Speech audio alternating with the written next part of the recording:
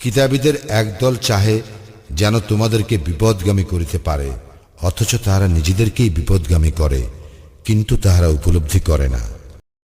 হে কিতাবীগণ, তোমরা কেন আল্লাহর আয়াতকে অস্বীকার করো যখন তোমরাই সাক্ষ্য বহন করো?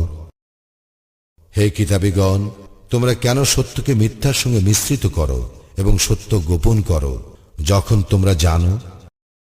কিতাবীদের একদল বলিল, যাহারা ঈমান আনিয়াছে তাহাদের প্রতি যাহা অবতীর্ণ হইয়াছে তোমরা দিনের প্রারম্ভে তাহা বিশ্বাস করো এবং দিনের শেষে তাহা প্রত্যাখ্যান করো, হয়তো তাহারা ফিরিবে। আর যে ব্যক্তি তোমাদের দ্বীনের অনুসরণ করে তাহাদেরকে ব্যতীত আর কাহাকেও বিশ্বাস করিও না। বলো, আল্লাহর নির্দেশিত পথেই একমাত্র পথ। ইহা এই জন্য যে তোমাদেরকে যাহা দেওয়া হইয়াছে অনুরূপ আর কাহাকেও দেওয়া হইবে, অথবা তোমাদের প্রতিপালকের সম্মুখে তাহারা তোমাদেরকে যুক্তিতে পরাভূত করিবে।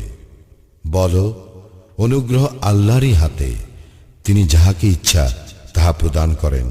আল্লাহ প্রাচুর্যময়, সর্বজ্ঞ।